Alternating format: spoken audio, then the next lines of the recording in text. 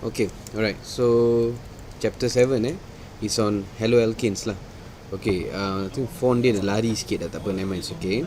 Okay, so haloalkane macam saya bagi tahu dia adalah alkane lah, alkane tetapi ada satu halogen lah. Sama ada Cl ke Br ke apa ke, halogen group 17 attach kepada dia lah. Okay, alright.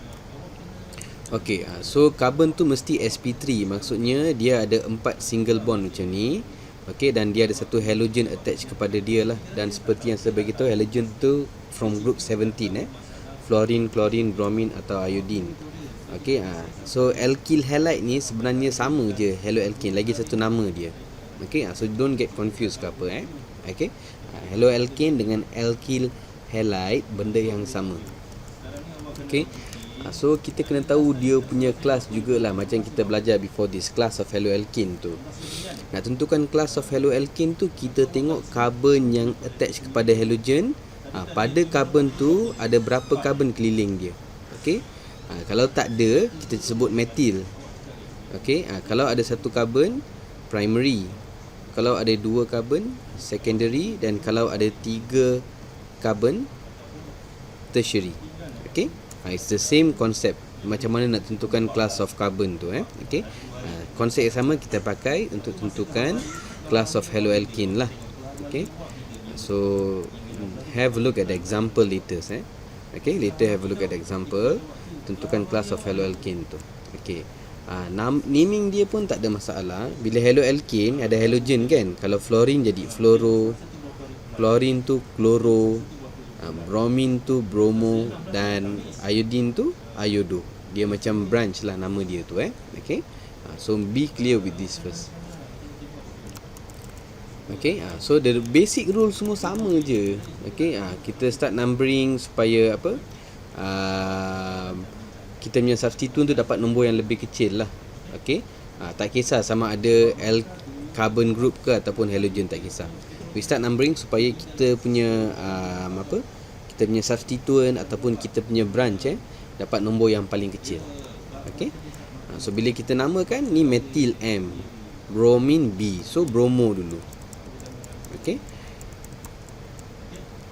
so 5 bromo 2,4 dimethyl heptane, longest carbon chain adalah 7. Okay, so benda yang kita dah belajar semua, cuma extra sekarang kita ada halogen tu lah. Okay, again numbering tu kita nak pastikan. Okay, kita nak bagi substituent kita tu nombor yang paling kecil lah. Okay, kita tak perlu tengok pada halogen kita nak pastikan dia nombor kecil, tak ada. Kita tengok secara keseluruhan Maksudnya kita treat ataupun kita anggap halogen dengan alkyl group tu macam samalah priority dia. Okay, okay, so like I said, treat halogen exactly like alkyl for numbering and alphabetizing purpose. Okay, alright. Again sama, bila ada 3 or more substituent, pastikan dia dapat lowest set of number lah. Okay, so we must start numbering from left to right. Okay, sebab kalau kita mula daripada right to left, nanti kita dapat 3 dengan 5, tak nak. Sekarang kita ada 2 dengan 4, which is smaller lah. Okay, so 2,2-dimethyl, dekat nombor 4 ada bromo, ada chloro. So 4 bromo dulu, lepas tu 4 chloro, just ikut alphabetical sahaja. 2,2-dimethyl hexane. Okay, kalau satu substituent sahaja pada cyclic compound tu, satu halogen saja, tak perlukan nama lah. Cuma you kena tahu kalau iodine tu iodo lah, iodocyclohexane macam tu. Okay, bila ada 2 or different rings, kita pakai alphabetical order. Okay, again saya bagi tahu kita anggap halogen ni sama je macam alkyl, dia punya priority tu lah. So kita nak start numbering, kita tengok fluoro tu F. Okay, kalau 2 carbon branch, ethyl, so E dulu baru F. Sebab tu dia 1 ethyl 2 fluoro cyclopentane. Okay, okay, bila ada 3 or more substituent tu benda yang sama, kita nak pastikan mereka dapat nombor yang lebih kecil pada substituent tu lah. Okay, 1,1,4, 1 dimethyl 4 fluoro, so fluoro dulu baru methyl so 4 fluoro 1 dimethyl cyclohexane. Okay, alright, so drawing structure pun tak ada masalah lah. Okay, always do what? draw yang paling panjang, octane, alkene dengan 8 carbon. Lepas tu dekat nombor 4 ada ethyl, CH2 CH3. Dekat nombor 2 ada 2 methyl, 2 dimethyl. Okey. Dan dekat nombor 5 ada iodo. Okey. So drawing all not a problem. Okay, even naming also. Kita just pakai the same rules yang kita pakai before this lah untuk alkane semua tak ada masalah apa-apa. Okay. So yang ni pun sama juga. Okay, ini adalah dichlorocyclopentane 2 klorin dan pada karbon 1 dan 3. Okay, dan now they are on the same side lah. Okay, dia boleh ada cis trans yang ni Okay, sebab dia cyclic pertama sekali, dan kedua pada karbon tu you ada dua benda yang berbeza. Okay, pada setiap karbon tu you ada dua benda yang berbeza, iaitu klorin dan hidrogen. Okay, kalau the halogens are on the same side, they are cis. Okay, cis 1,3 dichlorocyclopentane.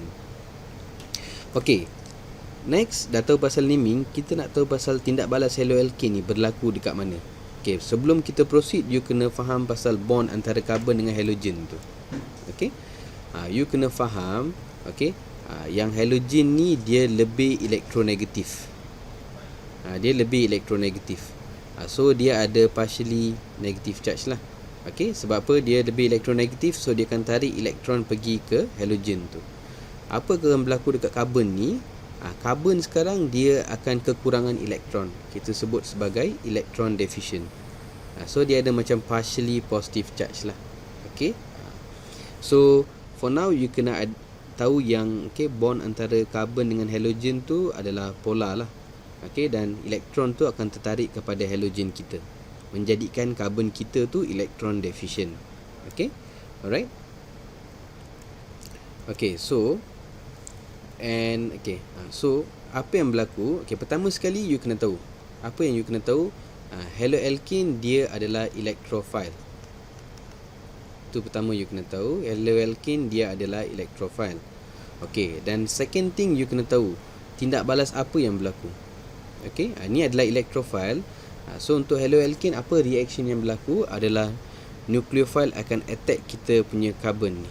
Okay, so just bagi simple one lah. Okay, nucleophile akan pergi attack kita punya carbon pada electrophile kita ni, pada haloalkane kita. So you kena boleh identify nucleophile tu attack kat mana, pada carbon yang attach kepada halogen. Okay, dan yang halogen yang lama ni dia akan keluar nanti. Okay, dia akan keluar.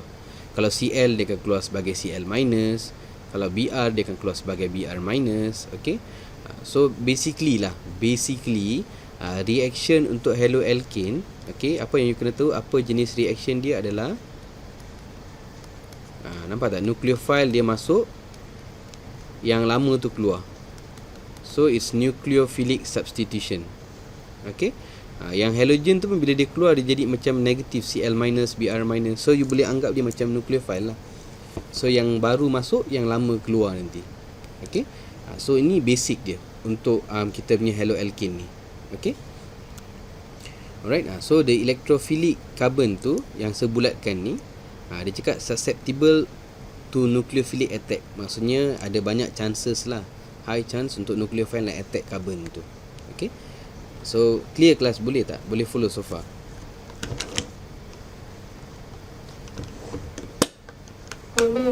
Okay, let's react lah.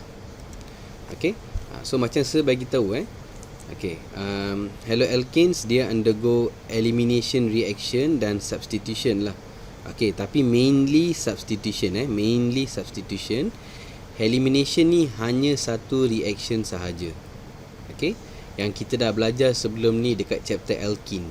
Okay, macam mana cara nak menghasilkan alkene. Salah satunya adalah daripada haloalkane lah.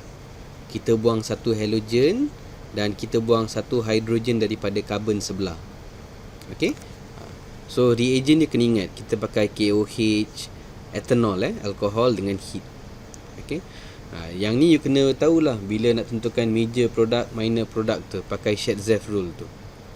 Okay, so kena kaitkan dan recall semula. Alright, ni satu sahaja yang melibatkan elimination. Okay, daripada satu dia jadi dua lah, you dapat alkene dan your byproduct tu. Okey, sama ada HCl ke HBr ke, bergantung kepada apa halogen yang awak pakai. Yang kedua is substitution. Ada banyak reaction, okey. Not to say banyak tu, banyak sangat tak ada lah. Okey, alright. So untuk haloalkane, majority reactions dia adalah melibatkan substitution. Okey.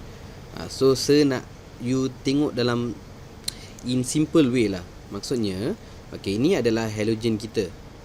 Okey, dalam haloalkane kita, I tu bila dia keluar sebagai I minus. Okey, contoh kita ada KOH. Okey, nukleofil kita adalah OH ni, OH minus. So nanti OH minus akan gantikan I minus. Nampak? Dia form bond dengan kita punya CH3 pula, kita punya I tu keluar sebagai I minus. Okey, ini maksud substitution. Dan substitution dia adalah nucleophilic substitution. Okey, anything with negative charge biasanya nucleophile lah. Okey, so nucleophilic substitution. Okey, so ni nucleophile pergi attack carbon yang attach kepada kita punya halogen tu, dan halogen tu nanti akan keluar macam ni sebagai negative charge. Okey, sekarang nucleophile yang attack tu dia akan pergi attach dengan kita punya alkyl group tu lah. Okey, again macam saya bagi tahu tu R tu can be anything lah.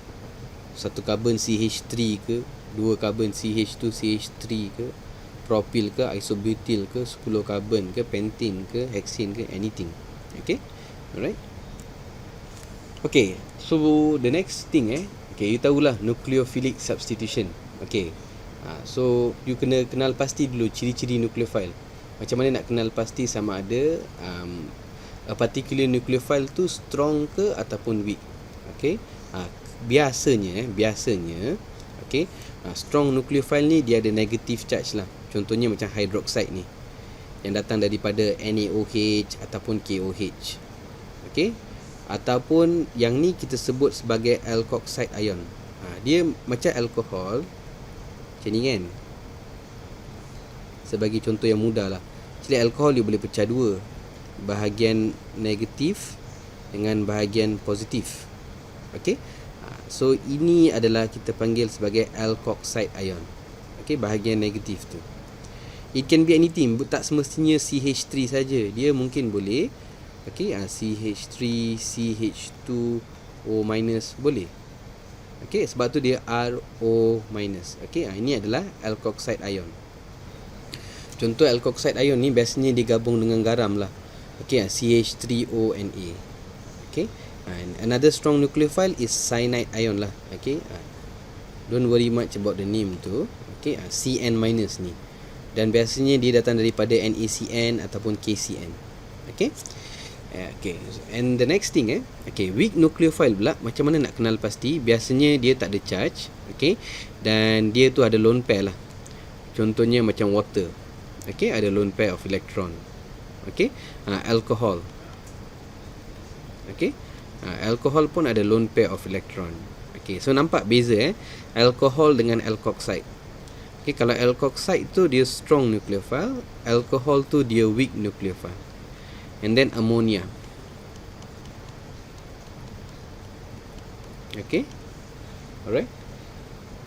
Okay, and last kali yang ni walaupun dia ada negative charge, ni pengecualian, kira macam pengecualian lah. Okay, CH3COO minus ni sebenarnya datang daripada CH3COH, ethanoic acid. Kalau ion dia macam ni, kita panggil ethanoid lah. Okay, ethanoid ion. Okay, so yang ni sahaja weak. Lain mostly kalau ada negative charge, mereka adalah strong nucleophile. Okay, so now we look at the reactions. Okay, apa reaction pertama adalah dengan NaOH. Okay, so ingat okay, so dalam NaOH siapa yang react? Kita punya OH tu, OH minus, kita punya nucleophile. Okay, so dia akan pergi gantikan Cl tu. Okay, dan you akan dapat alkohol nanti, dan Cl tu akan keluar sebagai Cl minus. Okay, second one is reaction dengan alkoxide ion. Okay, macam saya bagi tahu tadi tu macam alkohol bentuk dia, cuma kita buang H kat belakang tu. Okay, okay, dia punya reaction pun sama sahaja. Okay, ni nucleophile kita. Okay, dia akan pergi attack carbon ni. Okay, dan halogen kita akan keluar. Okey. Alkoxide kalau satu karbon, contoh nama dia methoxide. Kalau dua karbon, ethoxide and so on lah. Okey. So nanti O ni akan pergi attach pada karbon sini. Okay. So now you have single bond O between two carbon. So apa yang you akan dapat sebenarnya adalah ether lah. Okay. Bila haloalkane react dengan alkoxide ion, so apa yang you dapat sebenarnya adalah ether. Okay. Okay. Next is reaction with ammonia. Okay. Alright. So sekarang kita punya nucleophile ni okay, kita punya nucleophile ni adalah kita punya ammonia lah. Okay, dia ada lone pair. Okay. So dia akan pergi attack kita punya carbon dan bromine ni akan keluar. Okay. So yang ni apa yang you dapat sebenarnya adalah amine lah. Okay. NH2 attach kepada carbon tu. Okay. Nanti ada lagi satu hydrogen tu, dia akan keluar. Dia akan combine with another amine lah untuk bagi NH4+, dan halogen kita akan attach sekali lah. Okay. Contoh NH4+, Br-. Ini yang sedikit lain lah. Mekanism dia apa semua nanti dulu. Okay. Bila ammonia reacts with haloalkane, you kena tahu okay, nitrogen tu pergi attach kepada carbon tu dan bromine tu akan keluar lah. Okay. Dan kita kena keluarkan lagi satu hydrogen daripada sini untuk jadi NH2. Okay. So nanti hydrogen tu will combine with our NH3 yang excess berlebihan, dapat NH4+, dan halogen tu akan combine sekali NH4+, Br-. Okay, sebab apa? Nitrogen tu dia maksimum boleh bentuk 3 bond sahajalah. Sebab tu lagi satu hydrogen tu kita kena buang. Jadi NH2 nanti Okay. Bila react dengan NaCN atau KCN, dia straightforward lah. First sekali kena tahu nucleophile dia adalah Cn-. Okay. So dia akan pergi attack, Cn- tu pergi attack, dan yang ni akan keluar. Okay. Alright. So you akan dapat bond antara carbon dengan carbon, dan okay, antara carbon dengan nitrogen tu it's actually C triple bond N lah, yang kita sebut sebagai nitride. Okay. Dan halogen tu keluar lah. Kalau Cl keluar sebagai Cl-. Okay. Kalau react dengan alkohol pula, apa yang kita dapat adalah ether. Okay. So easiest way to see okay, you cut kat sini. Dia macam reaction dengan alkoxide tadi tu. Okay.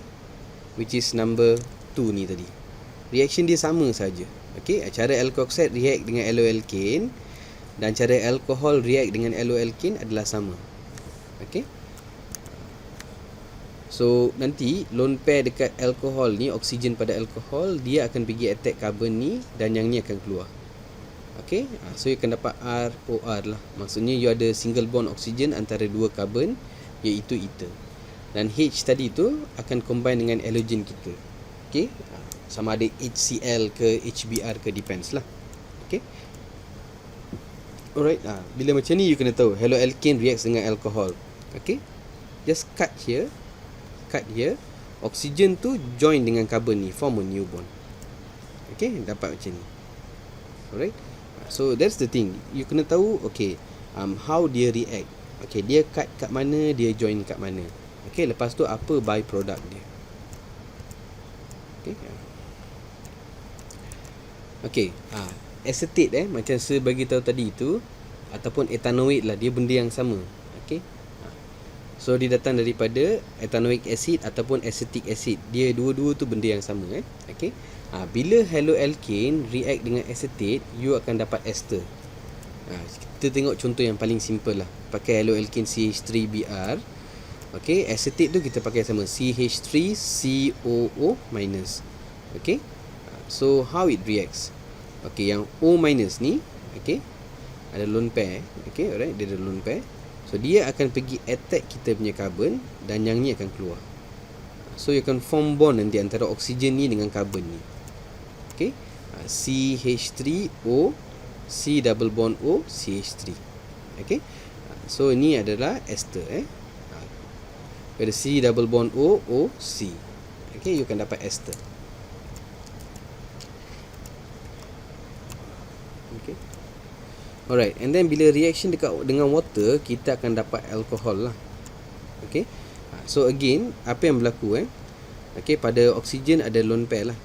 Okay, so dia akan pergi attack carbon yang attach dengan halogen kita. Okay, so nanti halogen kita tu akan keluar dan kita akan dapat OH. Okay, so again konsep dia sama lah. Oksigen boleh form maksimum 2 bond. Sebab tu kita kena keluarkan lagi satu hidrogen tu. Dia akan combine dengan halogen kita sebagai sama ada HCl ke ataupun HBr lah. Okay, right? Okay, so you kena tahu dekat carbon mana dia pergi attack and then dia punya produk tu apa. Okay, so for this level you dah patut kena biasakan dengan naming semualah. Haloalkane, alkane, alkene, benzene. Okay, you dah kena tahu nama dia semua. Okay, okay, so kalau kita tengok in total ada 7 reactions lah melibatkan haloalkane untuk substitution ni, nucleophilic substitution. Okay, boleh kelas so far kan?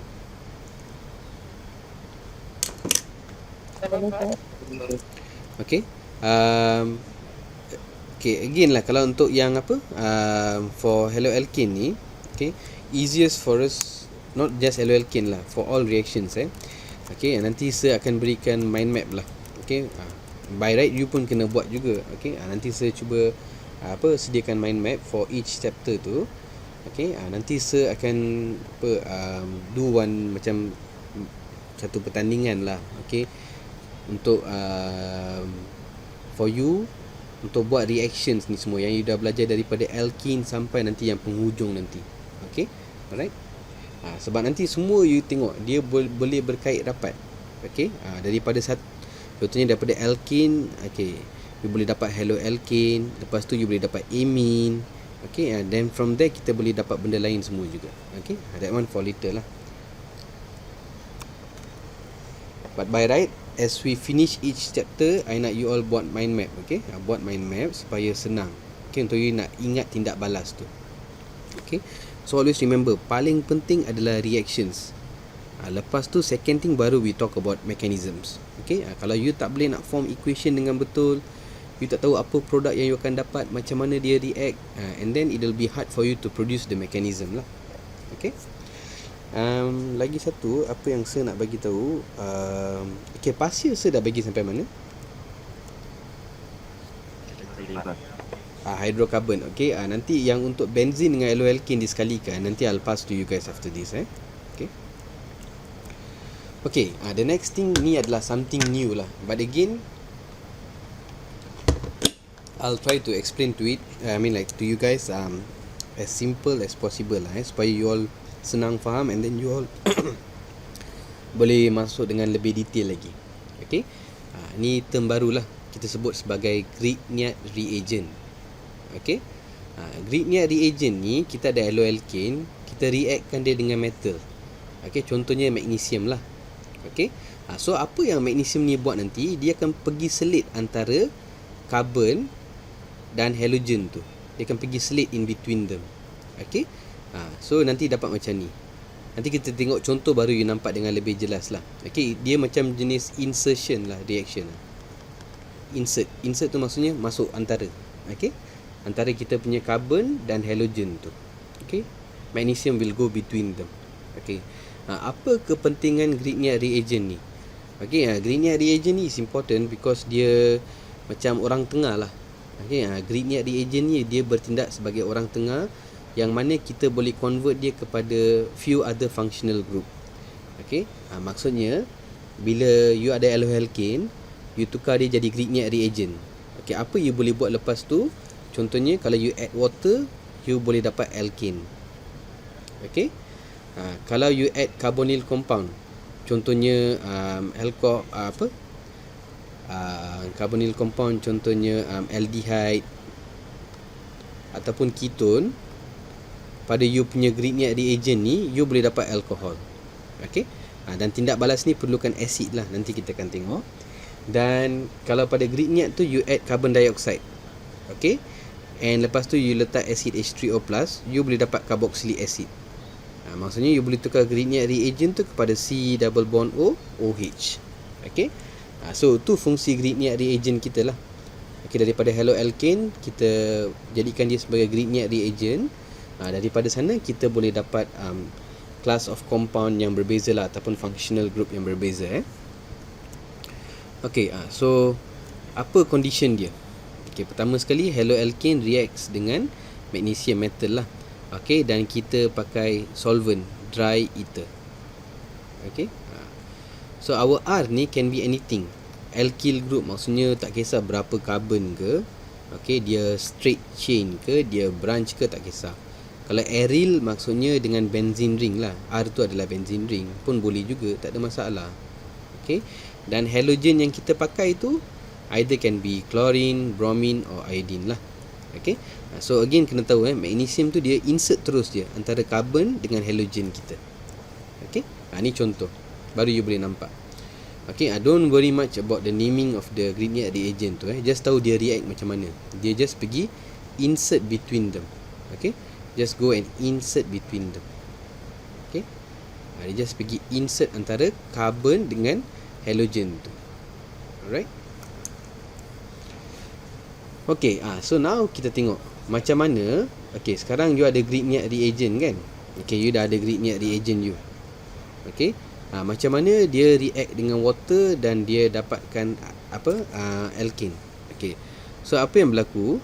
Okay, so kita punya haloalkane tu, okay, dia akan pergi ambil hidrogen daripada kita punya water. Okay, dan OH ni akan keluar sebagai OH minus. Okay, so nanti bond ni akan break. Okay, yang ni dia akan combine dengan OH lah sebagai salt, MgXOH. Dan hidrogen tadi itu akan gantikan kita punya MgX ni, dan you akan dapat alkane. Okay, kita tengok contoh macam ni. Okay, always remember nak dapatkan Grignard kita kena start daripada haloalkane dulu. Kita reactkan dengan magnesium, dapat you punya Grignard reagent ni. Lepas tu add water. Okay, so kena tahu cut kat sini, tambah lagi satu hidrogen daripada water tu, tambah jadi CH3 macam ni. Okay, balance OH tu akan combine dengan MgBr macam ni. MgBr OH sebagai garam dia akan keluar. Okay, dia akan keluar sebagai garam. Okay, for the next one okay, the next one ni okay, ada banyak sikit lah. Okay, again, okay, bila daripada haloalkane you dapat Grignard reagent. Okay, bila you react dengan carbonyl maksudnya macam yang pertama ni, ini adalah aldehyde lah, tapi kiri kanan adalah carbon. Kiri kanan dia adalah hydrogen. Ni actually nama dia metanal. Okay, aldehyde dengan satu carbon sahaja. Okay, yang kedua ni, ini pun adalah aldehyde. Sebab apa? Dia C double bond OH. Cuma dia ada alkyl group kat sini. Tak kisahlah satu carbon ke, dua carbon ke, tiga carbon ke, and so on. Okay, and now you have ketone. Ketone maksudnya C double bond O, kiri dan kanan adalah carbon. Okay, dan untuk reaction ni kita perlukan acid lah. Kita write sebagai H3O+. Okay, so apa yang you kena tahu dekat sini, bila daripada Grignard reagent tu kita react dengan carbonyl yang berbeza, kita boleh dapat different class of alcohol. Okay, apa yang kita nak depends lah. Kalau katakanlah soalan nakkan kita bagi secondary alcohol, okay, kita pakai any aldehyde, apa-apa aldehyde yang bersesuaian dengan structure kita. Okay, so dia simple je. Okay, so kalau let's say lah you nak dapat primary alcohol, you kena dapatkan metanal. Okay, so what happens is, yang ni akan cut, carbon tu akan pergi join dan just ubah dia jadi OH. Double bond O tu akan jadi OH. Okay, yang ni semua sama je daripada sini. Okay, you just cut the R tu, you just attach pada dekat carbon sini. Okay, dan double bond O jadikan OH.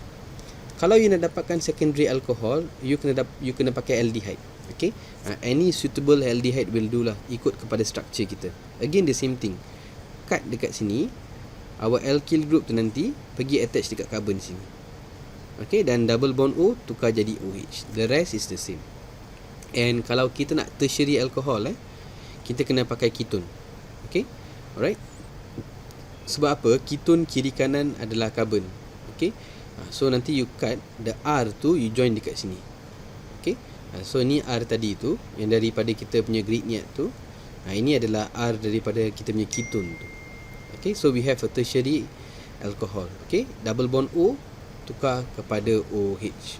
Okay.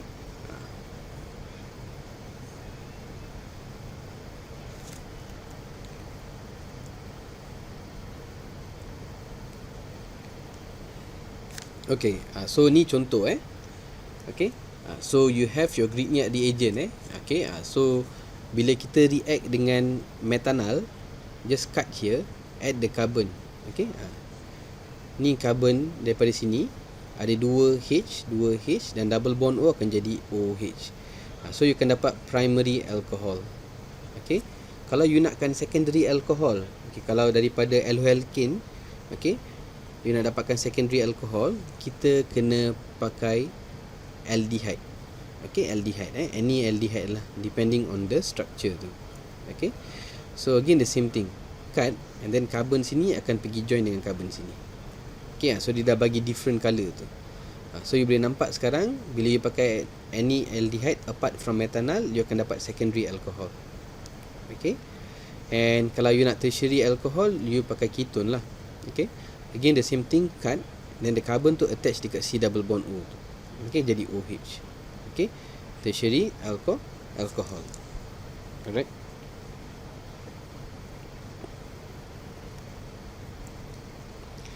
Okay, yang untuk carboxylic acid, okay, you kena ingat kita pakai CO2 dengan acid tu kita pakai H3O+ lah. Okay, nanti yang ni akan keluar. Okay, alright, dan kita just tukarkan dia dengan COOH. COOH tu datang daripada ni lah, kita punya CO2 lah. Okay, sebenarnya CO2 tu nanti dia akan jadi macam ni, C double bond O, O minus. Nanti acid tu akan bagi H+. So nanti dia akan jadi C double bond O, OH macam ni. Okay, kita tengok example lah. Okay, contohlah you nak dapatkan acid ni daripada haloalkane ni. Apa you kena buat? First step, tukar dia kepada grignard reagent dahulu, add magnesium. So magnesium akan insert antara carbon dan chlorine kita. Okay, second step baru kita masukkan carbon dioxide dan acid. Okay, so yang C ni nanti akan pergi attach dekat sini, yang ni akan keluar. Okay, macam saya bagi tahu tadi dia COO minus, lepas tu ada acid jadi COOH. Okay, but don't worry about that lah. Yang you penting sekarang you kena tahu, okay, nak dapatkan acid daripada haloalkane, kita kena tukar jadi grignard dulu, lepas tu reactkan dengan CO2 dan H3O+. Okay, alright. Untuk reactions involving haloalkane okay, kita ada mechanism lah, tapi mechanism dia a bit straightforward. Okay, so ada dua jenis mechanism. Okay, you ada SN2 dan SN1 lah. Okay, kalau saya nak explain cara yang paling simple lah SN2 tu maksudnya dia berlaku serentak, dua-dua sekali. SN2 dua-dua. Apa yang saya tengah cakap ni sekarang, dua-dua apa? Okay, maksudnya kita tahu, okay, haloalkane ni dia undergo nucleophilic substitution. Kalau SN2 dua-dua, maksudnya dia berlaku serentak. Apa yang berlaku serentak? Nukleofil lama masuk dengan kita punya halogen tu keluar. Okay, dia berlaku pada masa yang sama. Okay, kalau SN1 pula, dia satu-satu. Maksudnya kita punya halogen keluar dulu, baru kita punya nucleophile attack. Itu beza SN1 dengan SN2. Okay, SN2 again dia berlaku serentak. Maksudnya nucleophile yang nucleophile attack kita punya haloalkane dan kita punya halogen keluar pada masa yang sama. Itu SN2. Okay, sebab tu ditulis bimolecular, dua sekali, nucleophilic substitution.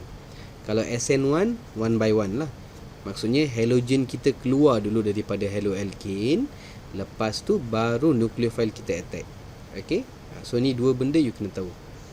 Next kita kena tahulah siapa yang haloalkane mana yang undergo SN2, haloalkane mana yang undergo SN1, dan Okay, mekanism dia macam mana kita nak lukis. Okay, alright.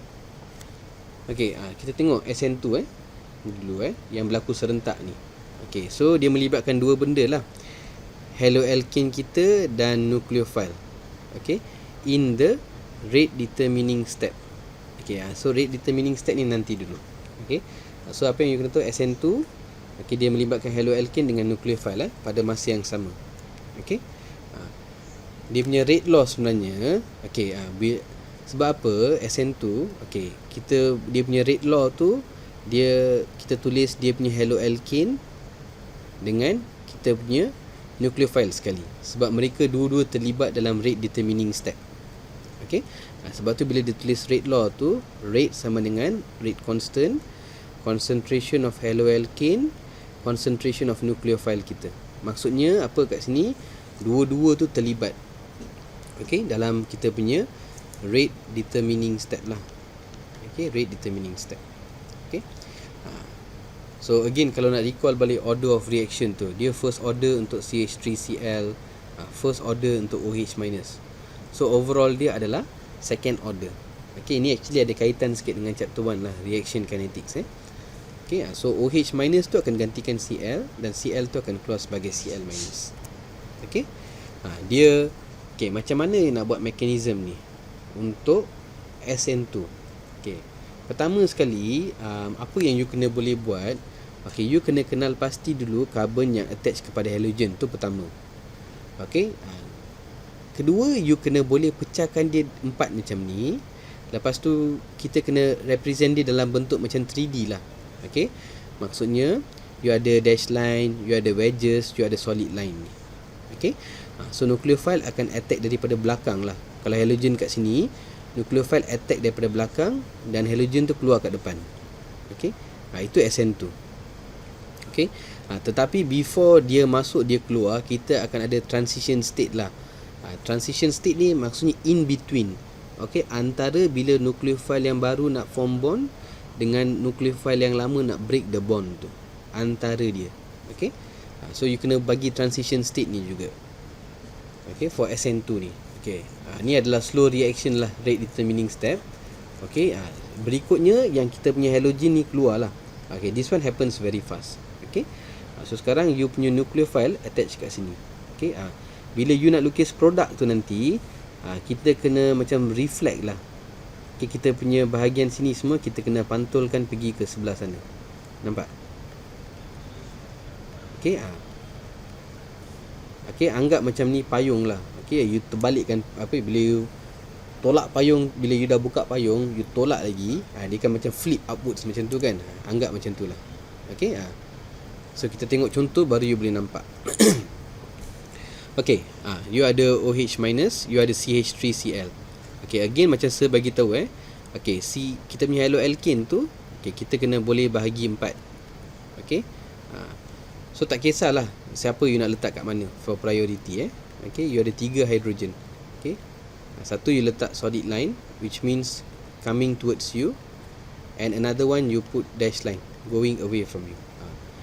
You kena draw, sorry, saya punya lukisan dah tak betul dah. You have to draw dia shape tetrahedral lah. Okay, actually dia ni tetrahedral, cuma macam kita rotate dia lah, kita rotate dia 90 degrees macam tu ke kanan. Okay, sebab tu bentuk dia nampak macam ni. Okay, so alright, satu coming towards you, satu dash line ni going away from you. Okay, so kita punya nucleophile, ingat dia always attack daripada belakang, dan yang lama ni halogen kita akan keluar kat depan macam ni. Okay, tetapi sebelum you lukis dia punya produk, kena buat transition state ni dulu, pakai dash line macam ni. Okay, antara nucleophile kita dengan halogen yang nak keluar tu. Okay, and then use a square bracket. Okay, and then bila transition state, apa yang you nampak, okay, benda ni semua dia akan macam you push dia lah, you tolak dia, dia akan naik tegak macam ni. Okay, and then lepas kita punya Cl tu dah keluar sebagai Cl minus, you akan dapat you punya produk. Dan macam saya bagi tahu okay, dia dah macam flip daripada asal tu lah. Okay, nak tahu macam mana nak lukis produk ni yang ada dash line, wedges dengan solid line ni kita tengok kepada kita punya reactant. Haloalkane kita just pantulkan, reflectkan dia. Okay, macam lukis objek dengan image lah, macam enantiomer tadi tu. Okay, alright. So the OH minus nucleophile attacks the backside, okay, dekat bahagian belakang sini of our carbon, electrophilic carbon. Okay, so dia bagi pair of electron lah untuk form bond dengan carbon kita. Okay, dan Cl minus tu akan keluar. Okay, so all SN2 reaction proceed with backside attack, resulting in inversion of configuration at the electrophilic carbon. Apa yang dicuba nak cakap kat sini adalah yang dia rujuk kepada inversion tu adalah kita punya ni, si yang ni, yang ni, yang ni. Macam saya bagi tahu dia macam reflect lah. Okay, so you macam just pindahkan dia saja. Okay, nampak? Cuba compare here and here. Okay, ni nucleophile yang lama, ini yang baru masuk. Okay, bentuk bond. Okay, ni dah keluar. Always remember bila dah dapat produk tu, you kena invert lah you punya dash line, you punya solid line and you punya wedges ni. Okay, kita kena macam pantulkan dia. Okay, dia akan pindah ke sebelah sini. Okay, boleh faham tak kelas apa saya cuba nak explain ni? Kan? Boleh? Boleh, sir. Okay, cuma you kena tahulah, macam saya bagi tahu haloalkane tu, okay, carbon yang attach kepada halogen tu kita kena boleh pecahkan kepada 4. Okay, and then pakai satu solid line, satu wedges and satu dash line lah. Okay, okay, siapa yang prefer SN2 reaction? Ni you kena tahu, order of reactivity. Okay, paling reaktif untuk SN2 adalah metil lah. Maksudnya keliling dia tak ada any carbon, followed by primary, followed by secondary, dan yang paling tak suka SN2 adalah tertiary. Okay, sebab apa tertiary ni dia tak suka SN2?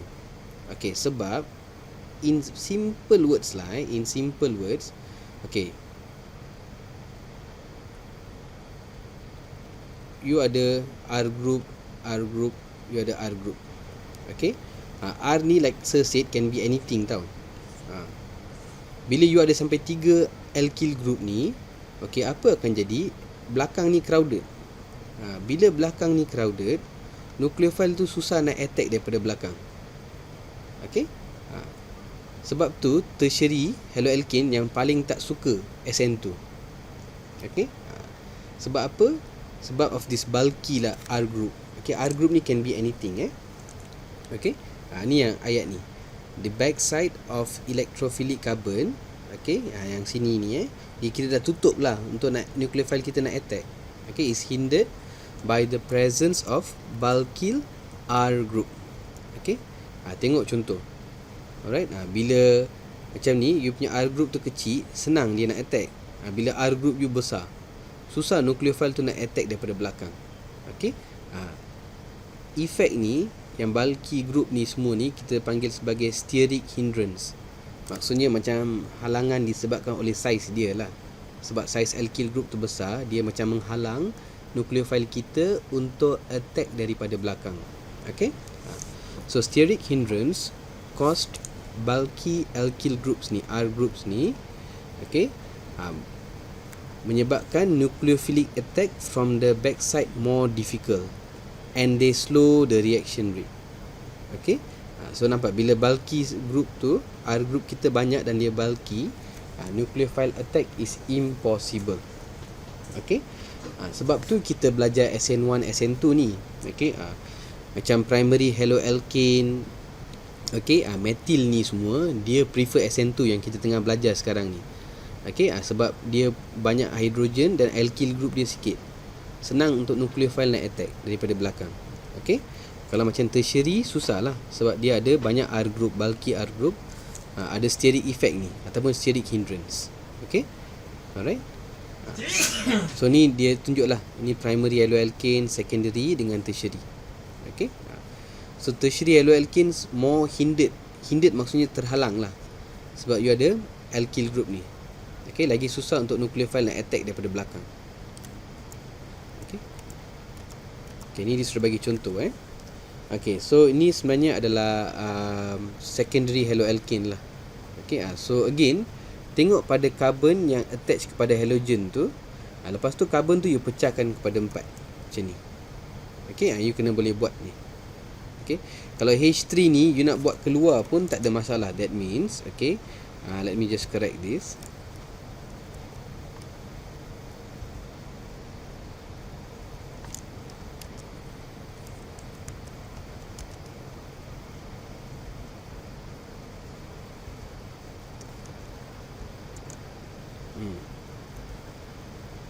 Okay, actually saya prefer macam ni, better. Okay, H3 tu you letak keluar. Okay, you tengok carbon yang attach kepada halogen tu, pecahkan dia kepada 4 bahagian macam ni.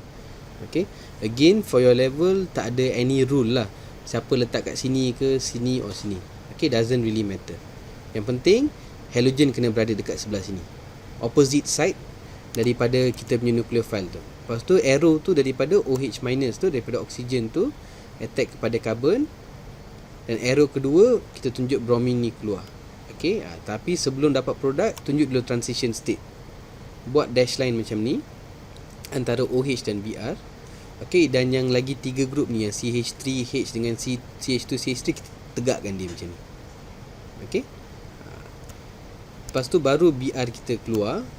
Okay, bila lukis produk, okay, sekarang OH masuk bentuk bond dengan carbon. Yang H, CH3, CH2, CH3 semua kita reflect. Okay, so H datang sini, CH3 datang sini, CH2, CH3 datang sebelah sini, dan Br tu akan keluar sebagai Br minus. Okay.